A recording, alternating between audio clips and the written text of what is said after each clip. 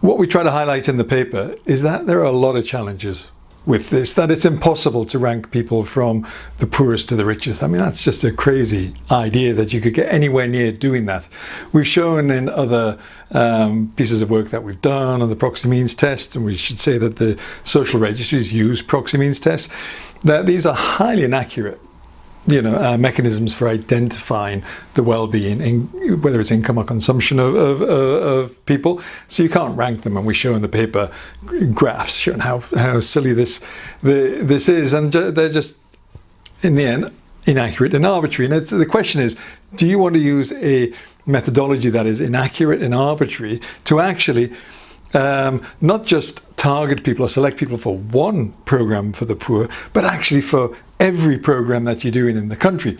So while for one program it's bad enough, when we look at the kind of poor relief programs, the conditional cash transfers and other things that we find around the world, it's bad enough that they exclude half at least of their target population. But then using that same method to then for health service, education services, other social protection programs, electricity benefits, whatever you want to do, is going to mean that the same people are going to get the benefits, and the other people who are just as poor, living in extreme poverty, are going to be excluded from them as well. And countries need to really think about this seriously. It sounds great, sounds like a cost-effective, cheap option, but that's the problem. It's cheap. You want to do something well, you've got to spend the money.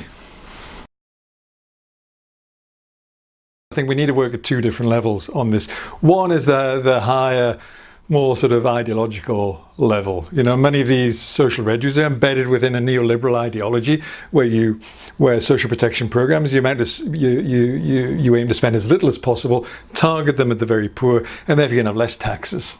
And the rich do well out of it, and you try to keep the poor quiet. It's a very sort of typical kind of neoliberal approach that you get, not very consistent with strong democracies where we find a very different approach to social protection. And we need to get countries to think, actually, to understand that large investments in social protection is not just good for the individual beneficiaries, but is great for their economies. It's great for their human development. It's got to give them much more dynamic societies. And that it's well worth investing in a very different type of social protection, much more inclusive social protection.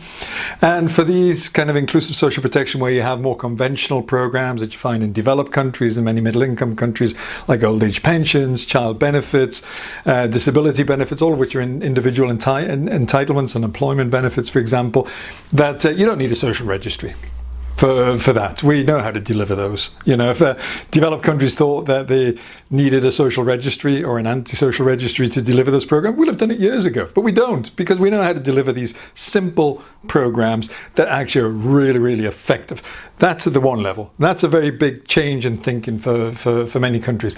At the other level, if you insist on doing this kind of very sort of poverty targeted approach at a very small number of people, despite the fact that most people in your country are insecure and living in poverty, well, is the social registry really the way to do it? Or should you be thinking about selecting people for each program on the merits of each program and the merits of each individual, rather than excluding everybody?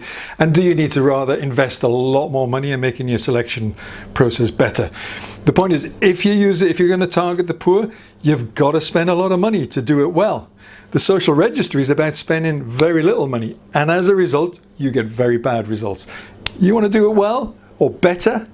Spend a lot of money, and there's ways in which you can do that. Just for example, on a proxy means test, if you convince this is the best thing for you, well, why don't you get people overriding? People go out, do the surveys, social workers or others going out and overriding the result when it is clearly wrong. That's going to be a lot more investment, but it's going to be a lot better in including people, because it's going to give them an opportunity to do it. And we could come up with a whole range of other examples of how you could make these better. Fundamentally, though, think about the benefits of social protection, important for economic growth, important for your society. Invest more. Think about minimum, any developing country, 3% of GDP minimum that you should be doing in these programs. But if you're not doing that, come on, spend a bit more money, and if you're going to target the poor, just do it better. We don't want to continue with this, benefit for the poor is a poor benefit. Let's try and break that at least, you know, if we're going to do it, if you're obsessed with that. If not, join the modern world and get into inclusive social protection.